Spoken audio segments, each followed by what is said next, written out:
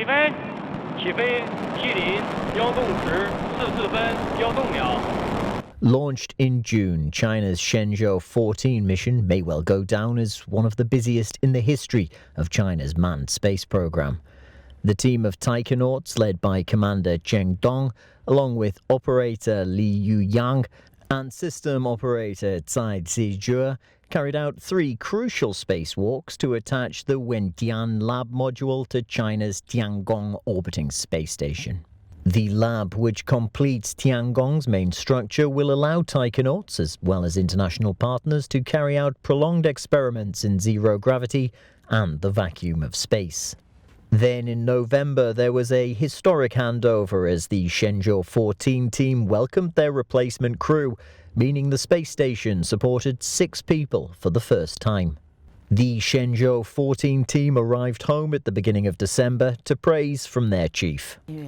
The 3 taikonauts did very well during the mission, showing their extraordinary mental and physical qualities. I think these well-trained taikonauts set a good example. After they entered the space station in orbit, they adapted very well and quickly to the environment and finished the job there brilliantly. European astronauts also had a busy 2022, with Italian Samantha Cristoforetti becoming the first European woman to command the International Space Station and the first ESA astronaut to carry out a spacewalk using the latest version of the Russian Orlan spacesuit. She drew much attention in China when she posted lines by the 4th century Chinese poet Wang Shijie online. Looking up, I see the immensity of the cosmos. Bowing my head, I look at the multitude of the world. The gaze flies, the heart expands. The joy of the senses can reach its peak. And indeed, this is true happiness. Cristoforetti has been praised for her Chinese linguistic skills. The Italian speaks half a dozen languages and has previously taken part in joint training between ESA and the China Manned Space Agency. I later caught up with her in Germany and asked her about the significance of the poem.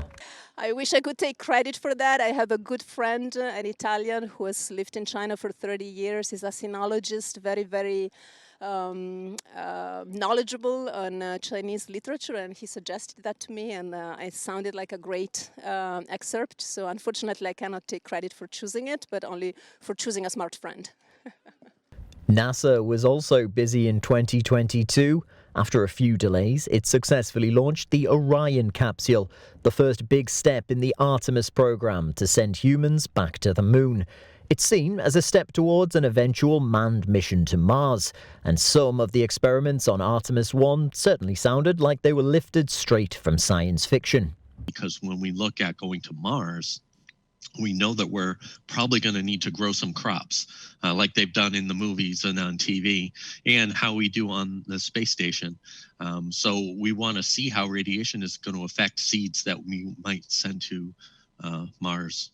The closest I'm likely to get to the stars is the planetarium here in Berlin. That is, of course, unless one of the space agencies involved wants to make a very big call. I am open to all and any offers, just going to leave that out there. But back in reality, 2023 promises some tantalizing missions. SpaceX from the United States are going to be offering the first ever commercial spacewalk in March, while China's CGTN space telescope is slated to be fully operational by the end of the year.